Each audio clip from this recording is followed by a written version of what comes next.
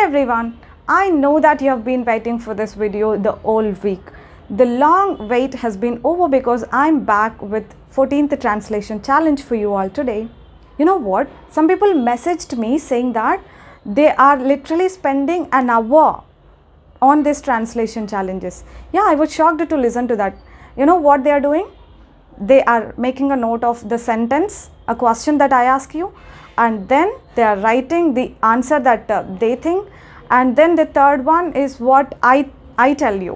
నేను చెప్తున్నది ఒకసారి వాళ్ళు అనుకున్నది ఒకసారి అండ్ ఫస్ట్ అయితే క్వశ్చన్ ఇలా this is how exactly they are practising and I was shocked to see the pictures also. వాళ్ళు నాకు కొన్ని పిక్చర్స్ కూడా పంపించారు. I was so happy after looking at the pictures, and I can tell you one thing, that the hard work that you are putting on it will pay you one day, my guarantee.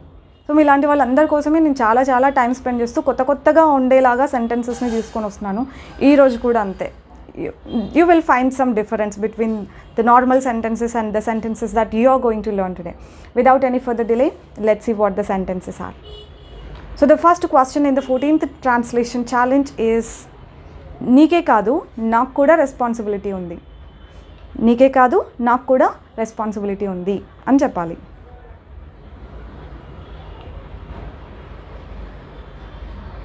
Not only you, but I also have the responsibility. Not only you, but I also have the responsibility. ఇలాంటి సెంటెన్స్లోనే have ప్లేస్లో feel కూడా పెట్టొచ్చు. Not only you, but I also feel the responsibility. Your second sentences, ఆమెనే కాదు నేను కూడా నీ ఫ్రెండే. ఆమె కాదు, ఆమె ఒకటే కాదు, నేను కూడా నీ ఫ్రెండే ఇట్లా అంటాం కదా. ఈ సెంటెన్స్ వస్తే ఆమె కాదు నేను కూడా నీ కూతురే, తనే కాదు నేను కూడా నీ కొడుకే, ఇట్లాంటివన్నీ కూడా వచ్చినట్టే.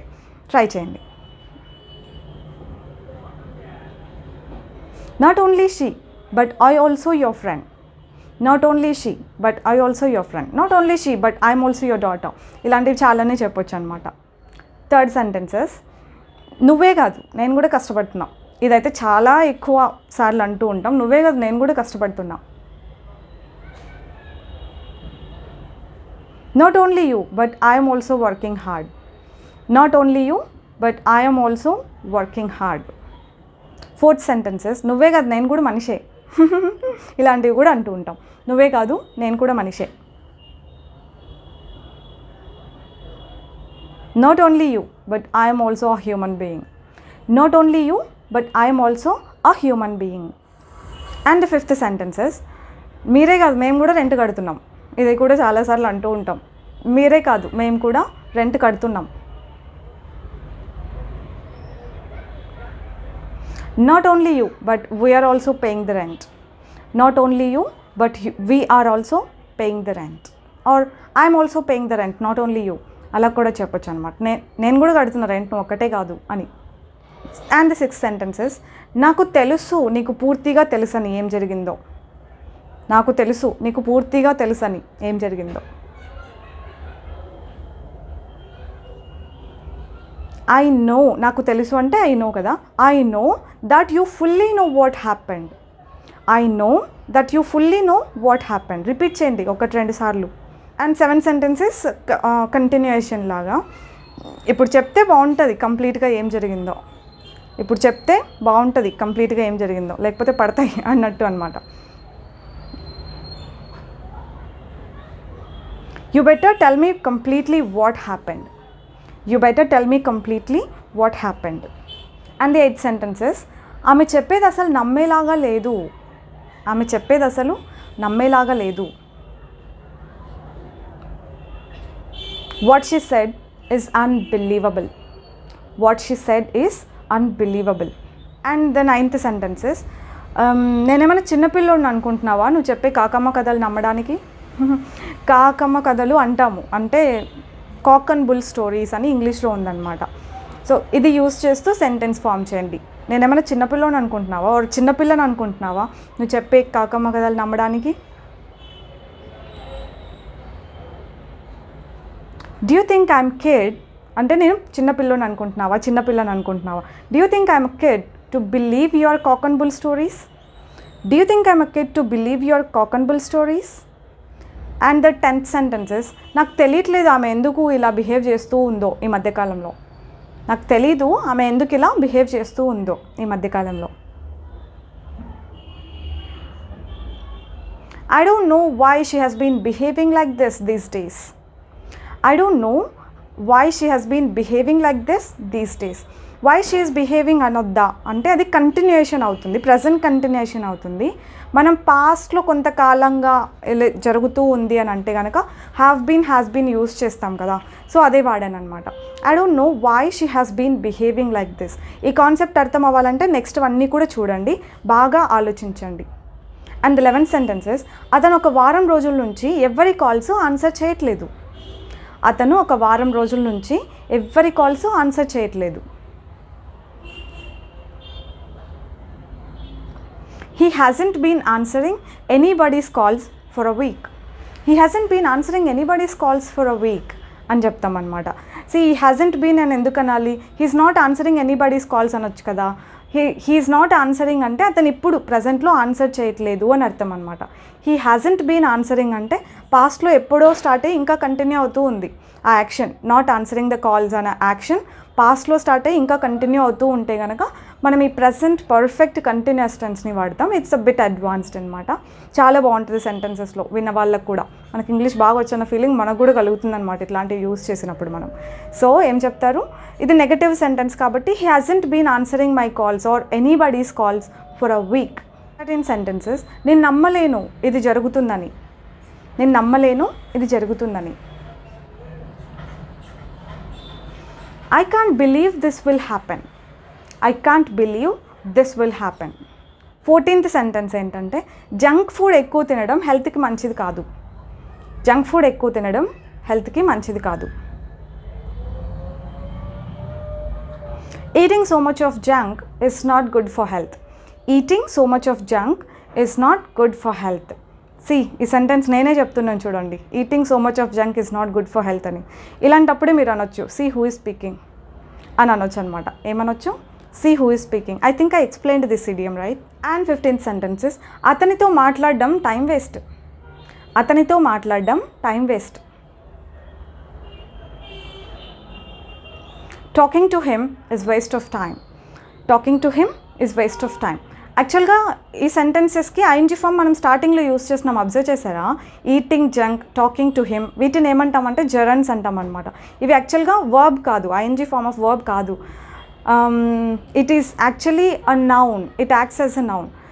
జెరన్కి డెఫినేషన్ ఏంటి అని అంటే an ING form of verb which acts as a noun, దాన్ని జెరన్ అంటాం అనమాట. ఇక్కడ మనం యూస్ చేస్తున్న ఫామ్ అదే. 16th వన్, ఇది కూడా ట్రై చేయండి. మ్యూజిక్ వినడం is my favourite activity. Music వినడం అనేది నా ఫేవరెట్ యాక్టివిటీ. సేమ్ అలానే వస్తుంది పైన వాటిల్లాగానే, ట్రై చేయండి. Listening to music is my favourite activity to do. Listening to music is my favourite activity to do. లేదంటే థింగ్ అని కూడా అనొచ్చు. Listening to music is my favourite thing to do. Listening to music is my favourite thing to do. మీరైనా 2-3 సార్లు చెప్తున్నారో లేదో తెలియదు కానీ నేనైతే 100% చెప్తున్నా. మీరు అట్లీస్ట్ విని విని విని అయినా మీకు అర్థమవుతుందని. 17th సెంటెన్స్, అతని పైన డిపెండ్ అవ్వడం అనేది మంచి ఐడియా కాదు. అతని పైన డిపెండ్ అవ్వడం అనేది మంచి ఐడియా కాదు.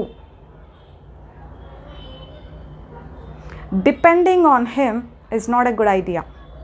Depending on him is not a good idea. 18th sentence ఏంటంటే ఏదైనా నేర్చుకోవాలంటే పేషెంట్గా ఉండడం, ఓపిక ఉండడం, ఇన్ఫ్యాక్ట్ ఓపిక ఉండడం చాలా ఇంపార్టెంట్. నేను నా స్టూడెంట్స్కి ఎప్పుడు చెప్తూ ఉంటాను అనమాట, ఓపిక ఉండాలి నేర్చుకోవాలంటే అని. సో ఏదైనా నేర్చుకోవాలంటే ఓపిక ఉండడం చాలా important. Having patience is really important to learn anything. Having patience is really important to learn anything. 19th sentence, వీడియోలు చేయడం అంత ఈజీ ఏం కాదు. వీడియోలు చేయడం అంత ఈజీ ఏం కాదు. మీకు జెరన్ అన్న కాన్సెప్ట్ అర్థం అవడం కోసం ఈ కొన్ని సెంటెన్సెస్ అన్నమాట. Making videos is not easy. అంత ఈజీ కాదు అనాలంటే not that easy. Making videos is not that easy, ఇలా కూడా అనొచ్చు. 20th సెంటెన్స్ ఏంటంటే రిలేషన్షిప్లో అర్థం చేసుకోవడం అనేది చాలా ఇంపార్టెంట్. మన పార్ట్నర్ని ఆర్ ఎవరినైనా అర్థం చేసుకోవడం అనేది చాలా ఇంపార్టెంట్ ఏ రిలేషన్షిప్లో అయినా. Understanding people is really important in any relationship. Understanding our partner అని కూడా అనొచ్చు. Understanding our partner is really important in any situation కాదు, relationship. Understanding our partner is really important in any relationship. 21st sentence ఏంటంటే, నాకు అంత time లేదు నీకు ఏం జరిగిందో ఎక్స్ప్లెయిన్ చేయడానికి. కావాల్సినంత టైం లేదు ఏం జరిగిందో ఎక్స్ప్లెయిన్ చేయడానికి. I don't have enough time to explain you what happened. I don't have enough time to explain you what happened. ఓపిక లేదనాలంటే టైం ప్లస్లో పేషెన్స్ పెట్టండి. I don't have enough patience to explain you what happened. I don't have enough patience to explain you what happened. 22nd sentence ఏంటంటే, ఆలోచించు దాని గురించి. అలా ఎవరైనా మనం అంటే, దాని గురించి ఆలోచించడానికి నాకు కావాల్సినంత టైం ఉంది. దాని గురించి ఆలోచించడానికి నాకు కావాల్సినంత టైం ఉంది. I have enough time to think about it. I have plenty of time అని కూడా అనొచ్చు. కావాల్సినంత అనాలంటే enough అని యూస్ చేయాలి. I have enough time to think about it. ఇలా కూడా చెప్పొచ్చు. I think I have enough time to think about it. I think I have enough time to think about it. 23rd sentence ఏంటంటే, అతనికి కావాల్సినంత experience లేదు అనుకుంటున్నా ఈ రోల్కి కావాల్సినంత ఎక్స్పీరియన్స్ అతనికి లేదు అనుకుంటున్నా నేను. I think he doesn't have enough experience for this role. I think he doesn't have enough experience for this role. The 24th sentence is, నీకేమైనా సంవత్సరం అంతా టైం ఉందనుకుంటున్నావా ఈ వర్క్ కంప్లీట్ చేయడానికి? నీకేమైనా సంవత్సరం అంతా టైం ఉందనుకుంటున్నావా ఈ వర్క్ కంప్లీట్ చేయడానికి? నువ్వు ఈరోజు సాయంత్రం or end of the day లోపు కంప్లీట్ చేయాలి అని చెప్పాలండి. Do you think you have the whole year to complete the work? Do you think you have the whole year to complete the work? You have to complete it by EOD. You have to complete it by EOD. 25th sentence ఏంటంటే, నువ్వు నిజంగా అనుకుంటున్నావా తనకి talented అంటే కావాల్సినంత talent ఉందని?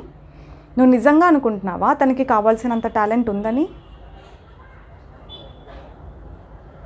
దీన్ని యాక్చువల్గా 2 రకాలుగా చెప్పొచ్చు. Do you think he has enough talent అనొచ్చు. లేదు అని అంటే do you think he is talented enough అని కూడా అనొచ్చు అనమాట. ఇనఫ్ గురించి మనం ఒక పెద్ద వీడియోనే చేసి ఉంచాం, కావాలంటే వెళ్ళి చూడండి ఒకసారి ఎగ్జాక్ట్గా ఎలా యూజ్ చేయాలని. టాలెంటెడ్ ఇనఫ్ అంటే ఏంటి, ఇనఫ్ టాలెంట్ అంటే ఏంటి, డిఫరెన్స్ మీకు బాగా అర్థమవుతుంది అక్కడ. అంతేనండి, అయిపోయింది మన 14th ట్రాన్స్లేషన్ ఛాలెంజ్ కూడా. ఇక్కడ మీరు జరన్స్ నేర్చుకున్నారు, తర్వాత ఇంకేం నేర్చుకున్నారు, నాట్ ఓన్లీ బట్ అనేది నేర్చుకున్నారు, and have been, has been, దీని గురించి ఒక 2-3 సెంటెన్సెస్ ఉన్నాయి, అండ్ ఇనఫ్ గురించి ఉన్నాయి. So you learned all the concepts in this translation challenge. I will see you with another translation challenge, and bye bye, take care, keep learning.